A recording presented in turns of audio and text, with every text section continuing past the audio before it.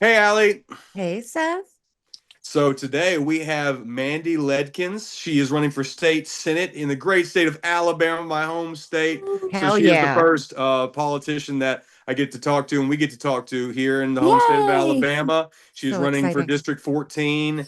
And it's not easy to find progressive candidates in the state of Alabama. I can But imagine. yeah, but when I Yeah. when I when I first saw Mandy, actually was at an Indivisible event in downtown Birmingham. She was loud and proud and uncompromising. She might have thrown a little French in there too, but we but Love it. I'm part French, baby, so I love that. Oh wow. I I always say love that.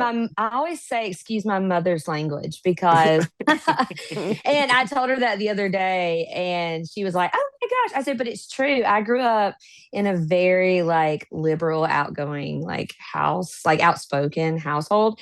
And so my parents dropped the F-bomb like it was like, the adjective to use. hmm And I didn't As really do that, all as all right? intelligent people do, Mandy. Exactly, because my dad was like, I remember being like, "Why do you always say that?" And he's like, "It just comes out." He's like, "But listen to this sentence. Look at this new backpack. Look at this fucking new backpack I got." He's like, it automatically enhances the sentence. And so, Absolutely. yeah, It's the I'm it's the it's that. the it's a great word for emphasis and other hmm things. Yeah. So I love it. And again, I love the energy. I was immediately like, okay, Mandy's the person that I can relate to, and she's uncompromising. And she's not afraid to say it. I mean, she was down in the state capitol just a week or Oh so ago when yeah. we started doing this redistricting bullshit. Oh God, And I knew she yeah. would be. I knew she would be. So Oh yeah, it's awful. yeah, it is. So Yeah. first thing I wanted to ask you, Mandy, is your part of your campaign, one of your main things is access for Alabama, and that means Yes, different things for different people. But I want exactly. you to explain to the viewers and anybody from Alabama that's watching the show, what does access for Alabama mean to you? Yeah. So, what it looks like for me is things that we can do to make, like, for instance, healthcare more accessible to more people, no matter what that looks like. Is it something where they just need, like, right now, we kind of have the marketplace, or people like to brand it Obamacare, and they just need more of a tax credit on that, which we took Okay. away with the big, beautiful bill? Or is it we need to expand Medicaid, which is my number one platform? So for me, that would bring access not only to healthcare for almost 400,000 Alabamians, but it also bring access to other members of the community. It would open four more rural hospitals that have been closed. So that bring, so when we give access to a group that needs it, it doesn't necessarily mean that they are only seeing the benefits. It's going to come back tenfold because those small rural hospitals are going to employ nurses, they're going to employ doctors. Those are things I think people don't realize when we talk about like expanding Medicaid and bringing that access to people. It's something like we would only put in like 10% and the federal government matches it with 90. So it's a 10% investment for four rural hospitals, four to five, and you have to think about that funds the doctors and all that stuff too. And Yeah. I just think that if that makes sense there for you, as far as like just bringing it, a lot of people think there's something on my website that I can't quote it verbatim, but I wrote, and it was basically like a lot of times people think when I say that it's just like I just want to like give everything away. Now I would if I could. I just want to take care of everybody, but that's not necessarily what I mean. It just means making sure that everybody has the same access to healthcare and the same, you know, drugs, the same everything, Yeah. regardless of where that healthcare is, whether it's Medicaid or Blue Cross Blue Shield or whatever. They need to be able to access the same treatments and facilities and those sorts of things too. Yeah, a little context for people who aren't from Alabama. We've had chances to expand Medicare and Medicaid multiple times, and Oh yeah. to the detriment of our rural hospitals. And Mm. so, as time goes on, people get further and further and further away from a hospital. I mean, we're talking about 60-mile rides in an Oh ambulance to yeah. get to a hospital, Crazy. and by then, you may be gone. Oh, And I so mean, this Yeah. is something that is just something that's it's unsustainable, and it's unacceptable in Yeah. 2026. 100%. Not when it's 10% investment on our part and it Yeah. brings 90% of funding home that we already send out anyway. Why not bring it home? And people in our government who say they care about healthcare, i.e., my opponent, that the incumbent who was a nurse previously, they obviously don't care about those things because they don't push for the things that not only would benefit the people getting the healthcare that don't have it, but also all the people around them, you know? Yeah. It's just sad. It's sad. That's very sad. Um, okay, Mandie. So you describe yourself as a working class American. Yes. You are daughter of a Vietnam vet. Hmm. You say you're not a politician, you're just kind of stepping into politics, Yeah. which pretty much every candidate we've spoken to so far comes from that same experience, with the Yeah. exception of maybe one. Um, I'm curious, was there a singular event that sort of prompted you to run for office, or was it a culmination of things and you reached a threshold and was like, okay, I have to do something about this? Yes, I love this question. I love this question. Okay. So I have always been political and an advocate ever since I was like 9 years old. After Bill Clinton won, I became very obsessed with. I'm a Democrat because I asked my dad, like, why did we vote for? I said we because obviously I went with them to vote, and they had talked Hmm. about it, and I'd watched it on the news, and we had a mock election at school, and I was like, why did y'all vote for Bill Clinton versus the other guy? Of course, I'm a kid. I'm like 10 at this point, 9 or 10, and he was like, well, because Democrats care about poor people like us. And we grew up in, below poverty level in rural Alabama. And so it just kind of touched me. So I've always been outspoken for people, and anything that is wrong. It doesn't matter who you are. I'm going to speak up for you. I Hmm. always joke, if you're on those television shows where the person walks by and is like, you see something happening, I'm always like, are you kidding? Like, I'm gonna, I'm the first person, and Right. anybody can vouch for that. Even people don't necessarily care for, if somebody was being rude to them in a way, or I would Yeah. definitely step in. That's always just kind of been me. I've been feisty and loud, and I was also. Like I said, I was involved in politics as far as like a hobby, right? Mhm. Like I loved volunteering for campaigns in college, and I loved going to protests and advocating for people. And I really just kind of saw it as a hobby. Like in college, I was in Auburn Democrats. I went to Auburn, War Eagle. Mm. There And you go. then, yes, there we go. Yeah. And it became, as I had children, I have 4 kids, as they became, it was more passionate. I felt for it, I think more like, but it had to be, I put it more to the side as like, Yeah. again, a hobby. I watched C-SPAN, but I also thought, Obama was in office like right when I got out of college and like those years. So it felt almost like, I always say now, it was like the grown-ups had it, right? And I Mm. could use it as a hobby. And then after the election, I had lost my job that I'd been working on, the product, with Wendy a couple days before. And then we lost the election. And I woke up the next morning at like 3 a.m. and I had like drank a bottle of wine and eaten like 18 caramel Reese's cups, and they were all over me. And I was just You like, were not oh, alone, girl. no, we were all like, it was devastating. And I just was like, I was back in that moment. Like, I was in 2016, the girl that when Trump was elected, I was crying in my bedroom, and people were like, Yeah. Mandie, you're Yeah. ridiculous. And I was like, no, you don't get it. Yeah. Um, so fast forward, I felt even more like, God, I'm the bottom of the barrel. And I really thought, like, I've been fighting. And even for me, I mean, I've been an advocate in Loud for 20 years or most of my life, but it felt like, oh, it's finally time, like, to have a woman. And I got really, just like a lot of people, broken. And I didn't have a job. I'd been interviewing, didn't know what I wanted to do. And again, I'm part of the Democratic club here in Shelby County. Shout out to our chapter. It's great. Um, and I just was like, you know what? I'm going to run for something. I Mm. looked around the room and I thought, where are all the adults? And I was like, I'm the damn adult at 39. Like, I'm the millennial motherfucking adult. Like, because these people are not making good choices.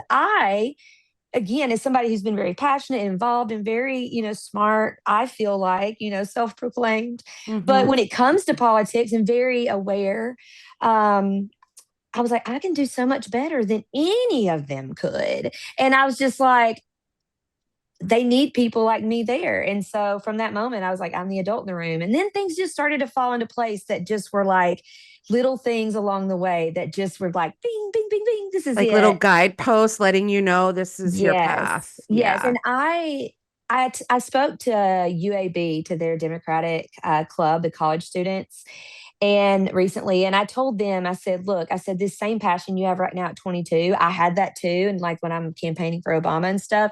And I was like, I didn't necessarily lose it, but I felt like I kind of put it to the side dormant a little bit because I didn't feel the urgency to act. Whereas right now we all feel urgency to act. But I was like, don't ever let that passion go away. I was like, because for me, I think back to what if I had done that while having my babies and kept that passion? Like, where would I be now? I don't like to think what if. So I really am here at the right time. I mean, that I think it's finally like I've been led to this moment, and I've always loved, volunteer work and community work. And that's always been my driving factor. I've been in customer success for like 20 years, and I just love people. I studied anthropology. I love people. I love to study people, be around people, make people feel seen. And so it just all, again, just kind of fell into place. I met people along the way that it just kind of was like, this is it. And, kind of what you were saying about the first time you saw me at that same rally. So I go to protests all the time. I'm always going to be that girl. Even people who tell me when I run for office, they're like, you don't see Mayor Woodfin out there protesting. I was like, well, I'm not Mayor Woodfin. I was like, I'm going to be this girl. Like, I have to get it out. Like, that's how I do it. And I go to protest alone. Like, I go everywhere alone. I'm never bothered by that. I love to travel alone and all those things. But I went to the protest downtown because I was upset. I was so upset because I do a lot of work with the Latino community and Migrant Watch and things like that, helping record with ICE, and was so mad that day. And I went down and I actually crossed the street and was kind of by myself with this elderly lady, which I hate to say that, gosh. But she was older and she's like, I just have to stand still. And I was like, I get it. So standing up there, I was just getting mad. And I was like, I got to go say something. I got to get it out. So I went up because it felt kind of dormant again, the energy. And I'm always known for bringing energy. And sometimes I don't want to be that, like everybody wants to take a step back. And I thought that's what I wanted there. But I was like, no, it's needed, So I got up and I jumped up there and, just said, you've got to come together. Or you've got to, stick together, whatever. And then I left literally like after that. And I had a girl reach out to me that afternoon named Megan. And now she's like one of my dearest friends, and she's working on my campaign with me, like volunteer. She's a nurse practitioner at UAB. Like, she heard me speak and got motivated to get involved. And several people, like, if I hadn't felt that conviction to speak, then she would have never been part of my campaign. And she's in Helena and I live in Alabaster, and they're like 10 minutes apart. So that's why I always believe in, like, if you feel that conviction to do something, I try to always follow that, because that was it. I felt the need to get up there and lift it up. And because of that, I gained several new volunteers that are wonderful, and I feel like I'm rambling a little bit, but yeah, did that answer your question? It was absolutely. kind of, I mean, Mandie, best answer I've heard so far. Absolutely, well, you did. I love that. This is the time. This is, if not now, for millennials when. Exactly. And if you're not gonna stand up now, then when are you gonna stand up? Because this is some bullshit. Oh, this is some bullshit. We So go in Alabama now. Okay. Yeah. Ready for it. I'm ready. I'm known for Bama Girl rants. I get my news and I get it in, and I just get so pissed off. I can't stand it. I just have to let it out. Yeah. And I felt the same way. Like, I feel like, like like Bernie was the one who got me, like, inspired me to really get myself into politics. And then I feel like Trump has just turned me into a zealot of sorts. But again, like, the time is now for millennial leadership, for Gen X leadership, and we've even talked to a Gen Z one. So I love that young people like us are all stepping up. Yeah. I want to talk about, obviously, right now the redistricting is crazy. You were down in our capital city of Montgomery, trying to fight that out. We're going to lose one of our two districts, and really the South is in, like, we're in this weird, awkward spotlight because Alabama went back on their word. Kay Ivey went back on her word. Brian Kemp has now gone back on his word in Georgia. They tried to steal a seat in South Carolina. Thankfully, that was blocked. But here we are, right? Always And fighting. yeah, it's time. But what was your experience down in Montgomery, and what is all this redistricting kind of made you Yeah. feel like? Yeah. So I actually was supposed to speak at a like mental health fair that morning. And I'd been down in Montgomery several days that week. But I was like, okay, I feel the need to be down there on Friday after things had escalated. And of course, I had booked the thing like months before, before all this happened. Because, of course, they called it within a day for the weekend session. And you're just like, especially as an organizer and an advocate, you like scramble to like, you're going to figure out who's going. Has somebody started something? Because we know, everybody knows, like you're on it, like immediately, like getting into your network. And so that morning, I ended up going down there, and I don't know, the energy was just so damper, and they tried everything to try to not hear us, and they tried to make us leave the state house. Well, then it ended up being me and a couple of friends. One, her name is Ashton, and she like streamed the whole thing live. And so people were like sending me like quotes afterwards that I had said, like in rage, that were like new campaign slogans, that had a lot of F bombs in it. But I go back and watch it, and I was just like in a rage. And like literally, I'm sitting here I'm with a lady who is like one of the original, like, civil rights warriors. And I'm kind of like trying to keep out an eye for her because obviously she doesn't care if she gets arrested. She doesn't care. She's like, hey, been moving me the back of the bus since I was a kid. And it's just heartbreaking to hear these 65-year-old, 75-year-old women who are still fighting. So like we're sitting there and we're not getting up. And there's literally like 5 state troopers right there. And I was just like, I could just kept saying, you know better than this. And they would not look me in the eyes.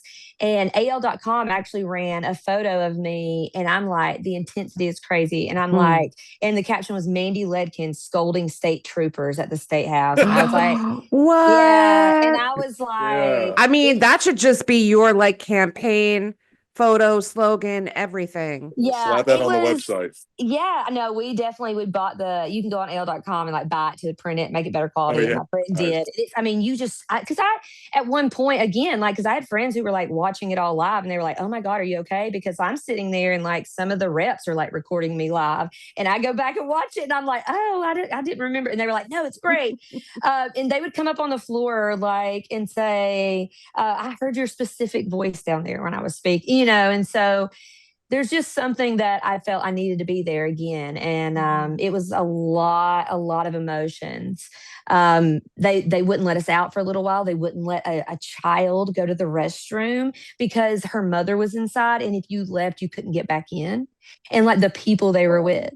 Yeah. And then again, we finally we started chanting for them to they were trying to move us to a room to where we would only be able to view it on TV. And we were like, no, you're doing this they don't want to see our faces down there when they're voting. And it was definitely very intense.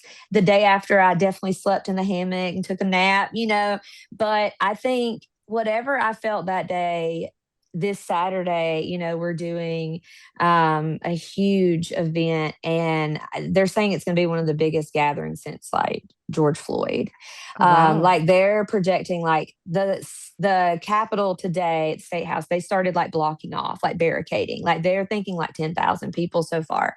I've been helping like people find rides and things like that. And I think so far there's like 75 buses already, like with numbers set up you can call to get rides. And so people are really, really worked up and really emotional. And like I was saying, the lady that, I was kind of hanging out with, and when we went out, I was crying, but I didn't want it to be like white girl tears. Like, I'm not trying to this is not about me. It was more the rage of like, I was in that moment, and like, I wasn't trying to get arrested, but I wasn't, and they were threatening, but it was like, I'm not doing anything wrong. I'm in the house that I pay for with my taxes. Telling you what you're doing is wrong.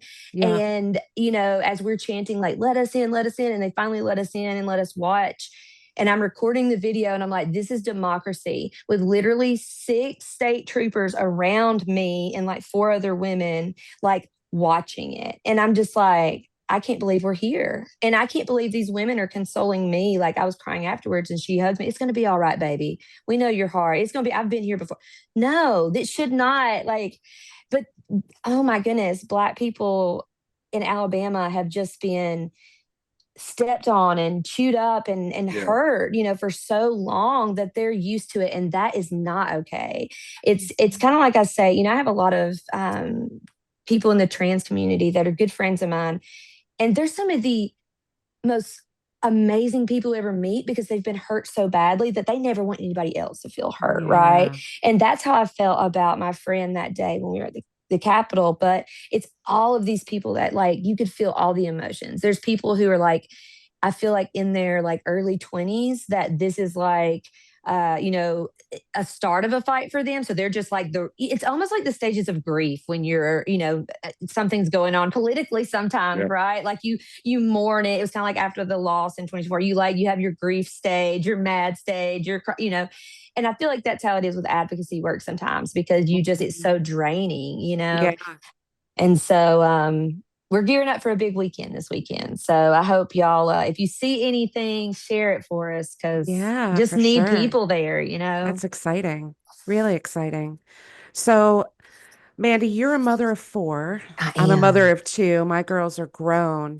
Um, and if you're anything like me, I'm sure part of your advocacy and now running for office has a lot to do with the world you want to create for your children, Oh, right? The yeah. world that you want to leave them. So, thinking in terms of Alabama, what kind of Alabama do you Oh, want to leave your children that feels different, from the one that you grew up in, for example? oh, for sure. Oh, that's a good question, too. So, honestly, I think too, I was on a call with Bernie Sanders' team last summer, Hmm. and it was through Run for Something. And one of the first questions they asked us was, have you thought about what running a campaign like this would do to your family? Yeah. Have you? And I said, I started crying, and people were answering, and I was like, I wrote down in my journal because I'm a writer. And so like when I think something intensely, stop. Sorry, y'all, my dog is trying to It's like okay. get over here, buddy. It's okay, lay down. Oh my gosh. Sorry, she's a chocolate lab that's like, Oh, Oh, it's she's a so baby. beautiful. oh my gosh, she's crazy though. She's just like, okay, you're talking about something emotional. Are you Lab's got okay? energy. They Get Oh got it. gosh, nothing she but does. energy. Get in there, Um, babe. You're allowed. It's okay. but We love the she doggies. oh gosh, she's a sweet girl. But I was like, I wrote down, and I was like, they were like, thought about what this would do to your family. I was like, I'm thinking about my 3 daughters and what it would do if I didn't. Like, I can't sit around Mhm. and wait for Yeah. nobody's coming to save Yeah. us. Like, we have to do this ourselves. And the first thing I think is, I have not raised girls that are going to go back to the kitchen. I hope y'all know that. Like, Mhm. they are like the childish cat ladies that are like, ooh, boys, just because Mine too. they're seeing what's Hmm. out there right now. And I don't have to tell them what to think by any means. They're very wildly independent, but they can, I mean, they are on YouTube and they'll see like these awful political ads and they're like, ew, like, why would somebody do that? So our kids are affected. And I felt like mine are going to be affected either way. Why not be part of what's changing it, Yeah. And I'm going to start first with the fact that my kids have less rights in Alabama than I do right now as a woman, and that's scary. So bodily Mhm. autonomy and getting that, it's like first priority for me here. Like, Yeah. let's get us to that, please. Back where we were, back for what my grandmother fought for and my aunt. This is, it's like, I can't believe we're going through this again, Amanda, I is what they know. say to me, I know. It's crazy, Mandie. It's yeah, wild. it's insane to It me. really It's is. like I read this stuff in history. Like how do Hmm. other people not Wow. see that it's literally happening again? Yeah, That's what blows my mind. Yeah. I It's agree. it's wild. It's wild. Mandie, as a millennial, and it's kind of my story too, and I feel like it's a lot of our stories. We've graduated, we've gotten jobs, we've been Yeah. laid off, we've had to start over, kind of Mhm. recreate ourselves a little bit. Yes. And now, here we are, almost in our 40s, and we're Not deciding in any like, better look, place. yeah. Yeah. Yeah. And so we're sitting here like, man, we're pissed off. We're like, Yeah. this Well, is we not what were we were promised. And so no. what I want to ask you is, you've had to recreate yourself several times. You've worked Yeah. in multiple industries. You've worked in Yes. customer service. and the corporate world as well. Yeah. What do you think having to kind of recreate yourself and jump into different jobs in different industries? How do you feel like that's prepared you to jump into office and be an effective leader? Oh, I like this question too. So I have always said that change is, I mean, Darwin tells us that it's those who are able to adapt that survive. Change is the only constant. It's the only thing besides being born and dying that we know is going to happen in life. So I've always been very go with the flow when it comes to that, but also taking my talents to, I started out in retail management and grew that. And then I'd started for, I hate to say my age here, but Sears. And I worked for Sears Corporate. And I started seeing though, like the dying of brick and mortar, right? Yeah. And so I went to Gap Specialty because I thought, oh well, specialty shops will be around, and I loved Gap. But then I was like, okay, I kind of need something this merchandising and peopling, but in the tech world, So I did like kind of evolve those skills and just kind of took them along the way. And I think having been able to do that and adapt to different changes with, like, again, with the rising of apps and all those sorts of things and, smartphones. And then I went to Shipt and worked there and got to see that kind of world as, from an app. Just tech world now is so different. Shopping online, I was like, that's the future, right? So I feel like I've always been able to foresee the next step. For me, again, I never thought I was going to run for office. I've always been heavily involved, advocate. But now I just see that as, hey, I have literally studied people in the wild, in the online environment, in the corporate setting, as an anthropologist, all these things for 20 years. And I am like, I even have it on my resume that I'm empathetic and, have emotional awareness, because those are not things a lot of people have.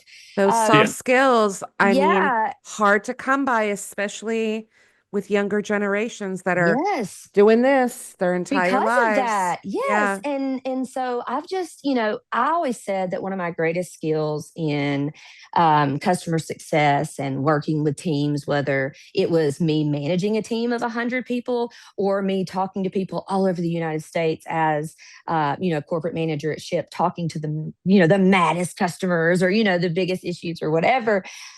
My ability for somebody to come in frustrated and leave at least content and us good, even if I wasn't able to solve their problem because I listened to them and made them feel seen. My ability to do that is just unwavering. And I think that, again, that's just because I've gone through a lot of adversity in my life, but I also have kept myself grounded, to where I feel like I can share those stories that I've heard along the way. That's going to help me also be a storyteller. And I think that all those people I've met along the way, all those different people that I've helped, when they were in those very dire situations, and my ability to have those, empathetic moments, all of that, I think is going to be what makes me a damn good senator, right? Because stories are the context that soften the heart to write policy, right? Like our whole idea is supposed to be to help the people we take care of in our communities. And that's what I want to do. I want to go share their stories. And I want to show how, you touched on this a second ago, where being a millennial, I graduated high school in 2005. I only got to go to 4-year college because my dad was a Vietnam vet. He got exposed to Agent Orange. And so I got the VA scholarship. So I got that boost to get me out of Fort Payne, where I thought, oh, I'm never going to get to go to college. And I wouldn't have without that. I mean, my parents still live below poverty. I mean, they've never even owned their home. Maggie, I'm okay. And so I went to college and I started working full time when I was 15 years old to help my parents pay bills. And so I never had a problem. I've always worked full time and worked really hard. I moved to Auburn and my parents gave me $20 the entire time I was there. They just couldn't. It's not that they didn't want to. But I moved there with $30 in my checking account and I knew I had to have a job, and I got there a couple hours before my aunt who was meeting me. And I'd only been to Auburn once ever when I went to like tour it. And I went and sat down in a cheeseburger to get lunch, and they had a now hiring sign. And the manager was there. I talked to her, and I already had a job. And my aunt got there, and she was pulling in. And I was like, I got a job already. And she was like, what? You've been here 2 hours. She goes, that's the day I knew that it wasn't just a you're good in rural Alabama taking care of yourself thing. Like, my parents really raised me in survival and to survive. So anytime I get to just live and be peaceful, like, that's easy to do. I'm used to survival. So I think that's also what, puts me in a good spot, because I'm used to working hard and doing these things. But it's like I did all that, and I was 21 and I found out I had cervical cancer with no insurance. Auburn student, worked full time at Red Lobster. I mean, 50 hours a week waiting tables. My fiance was doing the same. We both worked at Red Lobster, and I had to go through cervical cancer with no insurance. And so that's one reason why I'm a very big stickler for Medicaid expansion, because not only was I doing all the things, but it was very hard to find somebody in 2008 who would take somebody who's 21 years old.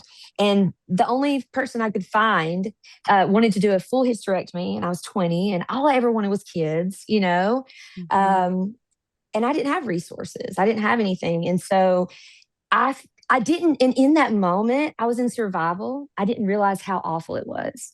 I didn't realize how unfair it was that I had to wait 6 months for treatment.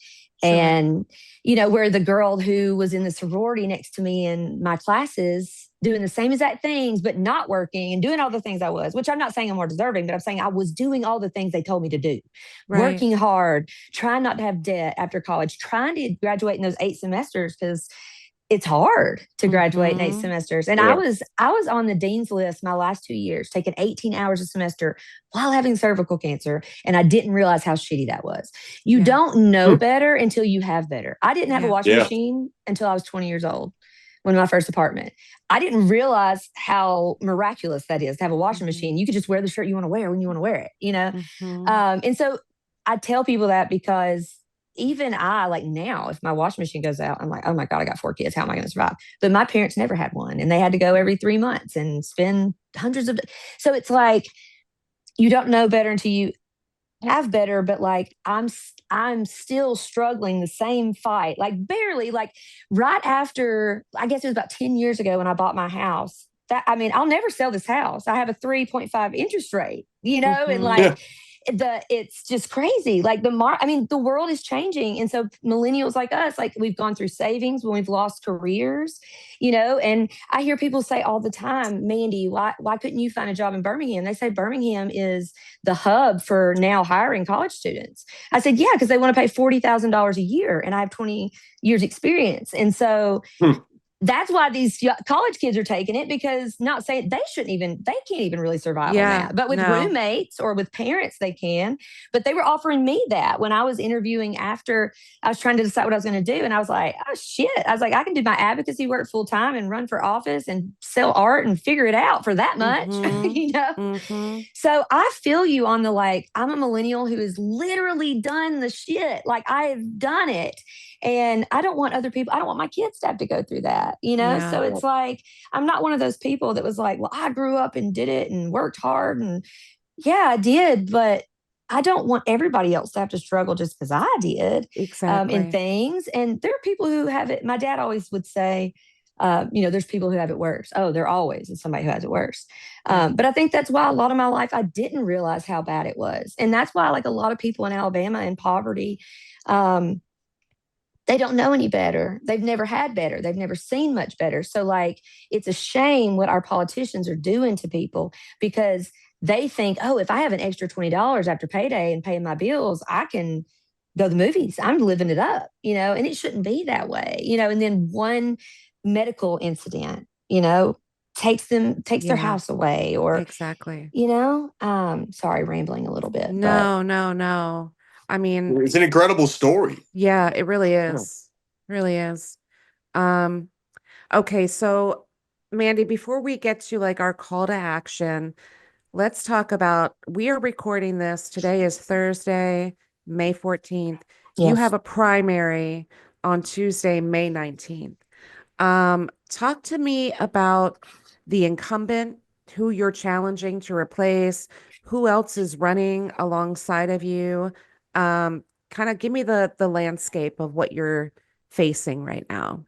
Okay. Yeah, that's great. So technically, I do not have a primary because I'm Okay. the only Democratic candidate. So I automatically, after the primary, am the Democratic Oh, candidate. wow. Okay. Right. So thank God for that. So I've been doing a Yeah. lot of work trying to help some other people who do have primaries coming up Tuesday. Now, I do have the incumbent. Her name's April Weaver, and she basically was given this seat. Nobody ran against her the two times that she had it, a special election in 2022 and then again in 2024. And that was Can, also can, one can of the I things. pause you right there? Yeah. Why do you think it is that April Weaver ran unopposed? Is there sort of a political, is there an appetite in your area for people to be politically involved, or like how does that happen as a senator? Yeah. Okay. So this is the first year like our Democratic slate has over like 300 candidates on it. And it's because people our age have gotten really tired and are like, damn, Yeah. we're giving the people the seats. But I will say that I mean, it's sadly it wasn't just this state senate; it's a lot of them. So Mhm. again, I think a lot of people were kind of dormant like me, like we were in Democratic parties, we did things, but it was like we didn't feel like. Again, I am a poor girl from rural Alabama. I never Yeah. thought I was going to run for office. I never, ever, ever thought that. Um, and so when it came to that moment, people always tell you, thank you for running for office, or, it's so it is a lot of sacrifice Yeah. because, I mean, you get so much hate. Yeah. And, especially if you lose, I've seen so many friends like lose hope because people tear them down. You're like, oh, you like them. Like, well, how do you know you're going to lose? At least you ran. Like, at least we didn't give away the seat. So Right. even if you got 10% of the vote, that's 10% that didn't go to that sleazeball. And I get it. I'm sure that's hard, but yeah, sadly, it's just something that happened, and the Democratic Party here is just not what it should be. But we're working on that. We are working Mhm. so hard, and to bring together not only the Democratic Party that we can, but like DSA and even more leftists, which I'm part of DSA and I'm on, the Democratic ticket. I am in Shelby County Democrats on the executive board. I'm one of those old school Democrats that believes that there's something left in the Democratic Party worth Mhm. saving, and there's good people there. Um, and So do so you just have down ballot Republican voters there? Is that it's is that very kind of the hard. Yes. makeup? Okay. So in my district alone, it is the reddest Senate district. It's actually plus 39. Okay. And so I think the thing is, Shelby County that I live in is the wealthiest county in Alabama. And I think that has a lot to do with the red voters. But I will tell Mhm. you this, Marjorie Taylor Greene's district, just like the guy was like plus 37 and had a Yeah. runoff. So, and I just, I'm not even supposed to be here today. So, like, don't Yeah. tell me it's not doable. Um, Absolutely. and so I think that a lot of it is, again, people are not encouraged. And again, the Democratic Party I'm not trying to be ugly and this doesn't sound bad, but they've not helped me with anything. They don't Mhm. do anything for you. Now, I do know people throughout the party that are dear friends, that donate $5 to my campaign a month and things. And so those keep me going. But it's not like all of a sudden people come in to help you run and do these Yeah. things. Like some people think that they show up and they're like, ta da, I'm running, and they're going to swarm in and just Uh-huh. the only time they're going to do that is like if you think about races like in Tennessee, Allie, when she ran, what is her last name? Sweet blonde girl, Democratic in the House of Reps. She ran a special election. She's doing a campaign. It's called Pot for Potholes, like legalizing marijuana to To fill subsidize. potholes. Fix Yeah. Yes, to fix the Smart. roads. I know. And Perfectly smart. I mentioned that and I was like, I'm gonna steal that. I want to work. Allison Bain, I think is her name, maybe. I'm so sorry, y'all. But I love her. She ran a really fabulous campaign and as a Democrat and came really close to beating the Republican in like Nashville area last year in 2025, I believe. But I think the Democratic Party jumped in like at the end when it was like, oh, she actually has a chance. And when they jump in at the end like that, first of all, it makes it look like they're taking credit for your accomplishment so far to Yeah. me. Yeah. But Yeah. second of all, it's too late, like, and that's what Right. I've told them. Because I actually, talked to some about running a statewide office last year. And I was like, well, what help are you going to give me? Because I'm a poor girl from Alabama that's unemployed and sells art for a living. Like, Mhm. and it was like, oh, we can introduce you to people, but it's like, it's not there like it is for Republicans. There's a Sure. network built in Alabama for Republicans running for office where there started, the machine. If you look back, I want to say it was in Playboy, or like, it was a really good article about the machine from Alabama that like produced politicians like Katie Britt and Mhm. Jared Hudson and these people that you see, and they get a lot of backing from Yeah. people because they're set up from college or to go into places. Right. And They're the basically Democrats, groomed for these roles. that's exactly what it is. She's groomed. Yeah. Yeah. Exactly. And so that's one thing about like coming in and running as a Democrat in Alabama. I was a wild card. People did not expect me at all. Mhm. But it's fun to like, the last year I've been campaigning and like just to see, them be like, oh, okay, well, we didn't realize, what she Right. was capable of. So it's been exciting. And I think Yeah. that even though it's a plus 39 district, I have so much faith because I feel like a lot of Republican voters back in 2024, I have 4 kids in Alabaster City schools. I have a child that has like an IEP plan and all these Yep. sorts of things, is on the spectrum. And I talk to these other parents who are typical like Christian Republican moms, and we talk, and they're feeling like, oh my gosh, I can't believe this is not like George Bush W we voted for 20 years ago. Like, and Right. so they're all starting to rethink those sorts of things. Good. And so I think that that's a good, you Mhm. just have to connect with them on the issues. And I feel like there are Republicans that support me that are like volunteers on my campaign that are like, Mandy's not that leftist. And I'm like, maybe I just went so far to the left, they think I'm coming back around. Like, I was like, because Mandy not left, because I just, Yeah. I'm that hippie girl that just wants to take care of people, and Mhm. Mhm. but yeah, I think it's doable, honestly.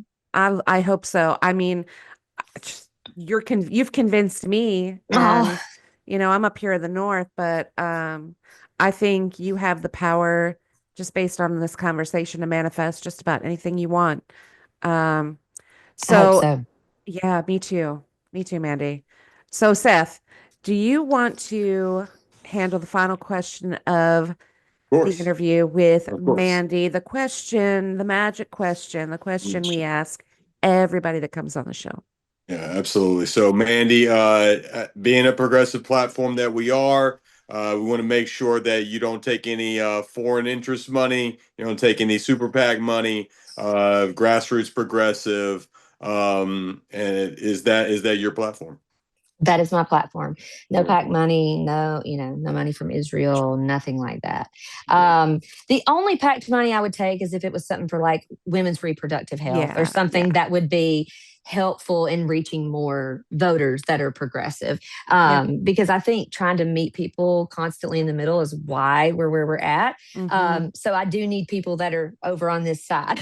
I'm not Yeah, willing to sure. move over That's anymore. understandable. And we've had other candidates that have gotten, endorsements and donations from like the union that they work for, things like Yeah. that. That's completely understandable, Oh yeah, right? I'm endorsed by several unions too, and Yeah. the Cannabis Coalition, and I definitely am just for the advancement, and you said earlier, just access to things that other people in the country have too. Like, I Yeah. mean, come on now. So Yep. let's go. Sorry, finish your question, Seth. No, I No, mean that's that's exactly what we wanted, and we it. have Yeah, like Yeah. okay. this. We have a nice sliding scale. We have Chuck Schumer on the right. We have Bernie on the left. So we're just gonna slide Mandy all the way over to the All the way to the left, Bernie Yeah, where the side. where the good yeah. guys reside. And so that's what we would love to see. And I just want to say thank you so much for giving us some Thank time. Yeah. you. You're a rare find in Alabama. I'm in Montebello, so I will be voting for you. Blue Thank dots need to stick you. together in Yes. Alabama. Oh yeah. Mandy, can you let the audience know how they can find your website, your social, so they can get to know more Yes. about you and support your campaign? Yes, I would love to. So my website is going to be Mandie for Alabama. That's Mandie with an IE. So MANDIE for Alabama.com. And you can go on there and actually sign up for our volunteer newsletter. And we're going to start canvassing in June. So Nice. yeah, you can sign up for that. It'll keep you updated on events. I also am on all of the socials except for what is formerly known as Twitter. Yes. Don't do that one, but all of my handles are going to be Mandie for Alabama. Okay. You'll also see the Mandie Ledkins sometimes, but most people Oh. don't recognize Ledkins. Yeah. Mandie with an IE is typically what I go with. Okay. Listen, Mandie, it's such a pleasure to meet you. Same. You have, I mean, what's the word the kids are using? Aura. Your aura is like Oh, immaculate, right? I could thank listen to you you. talk forever and ever. And it's also just that Southern charm, That's you what I was know? about to say. No, it's a Southern accent, And that too, probably. it's the accent, it's the charm, it's your ability to connect with people through story. It's Mm. something I love so much about Southerners, and you've just taken over my heart. And I wish you Oh, all the luck in the world. We'll keep our eye on you. You're a friend of the show now. If you thank need you. anything at all, let us know. We're here for you. Thank you so much. I appreciate y'all letting me come on in the conversation. Absolutely. Yeah, we wish you all the luck in the world. I'll be voting for Yeah. you. Thank you. Love Thank you. that. Love that. Thanks again, Mandie. Best of luck. Let us know how things are going. All right. Thanks. Bye, guys. Bye. Well, Allie, that was just a real pleasure talking to Mandie Ledkins. She's running for state senate in District 14 of Alabama. And I mean, points for being a millennial as always. But I mean, her story is incredible. I Yeah. mean, growing up in poverty, being able to go to college just because her father was a veteran, there was no other way, going through cervical cancer in Yeah. college, In going college. going No through, insurance, yeah. no safety nets, I mean, nothing. nothing is going to deter this woman. She's Yeah. already been through it. She's been through the ringer. She's come out Hmm. the other side. She's got 4 kids. She's got pets that she's dealing with delicately. I mean, that's a person that's going to fight. That's a Yeah. person who's not going to give up. She could have given up at any point in the last 20 years, and who could have blamed her? But she's here and she's uncompromising. I love her energy So and feisty, yeah, so unapologetically herself. yeah. I'm just bewitched by her. I think she is the real deal. I think I understand why probably so many people from Alabama don't even realize that she's running as a Democrat because she's just, it's common sense, right? The things she talks about are the Mhm. things I'm sure almost all, people from Alabama actually care about. Mhm. And I hope the absolute best for her. I hope she comes back. She automatically wins the primary. My God, Alabama, get yourself some Democrats. I mean, that's the wildest thing I've heard so Yeah. far on the No, podcast. that's unfortunately a thing here. I mean, you go to vote at the ballot box, and there are at least 3 or 4 races where people are running unopposed, and Wild. it's just like the Democratic Party doesn't see any hope in the South. Yeah. Yeah. And I tell you what, this redistricting thing, it may be the thing that really gets things going down here because Hmm. people are coming out in droves. Early voting in Louisiana was crazy. So this redistricting thing, it may have spurred something that the Republicans were not intending, and they certainly don't count on somebody like Mandie Ledkins Fingers crossed. fighting them in the state senate. I So. mean, she's a fireball. Love her. Love her. That was so much fun. Like I said, I could really listen to her talk forever. And she's, if she's going to run and automatically win the primary, I feel like it's kismet. It's all meant to be. I'm keeping my fingers and toes crossed for Mandie Ledkins because I think she's the right person. And I think Alabama needs somebody like her representing. Oh my God, Yeah. absolutely. I mean, and so if you're in Alabama, you already know what it is. If you live outside the state of Alabama, but you're digging her energy, and how could you not? Please Right. consider, volunteering, throwing a little donation her way. I mean, these are uncompromising progressive candidates that we're bringing you, and Mandie is the definition of one. She is the real deal. All right, Seth. Well, we've got a little bit of a break before our next batch of interviews. I think they start up again on Sunday. Today is Thursday, so we've got Sunday, Monday, double book Tuesday. Woo! Hot diggity dog. Primary season is crazy, Yep. but I love it. We Yeah, love it's it. time to go to work. Let's go. Let's go. All right, I will see you, sir, in a couple of days. Yes, indeed. Later. Bye, Seth.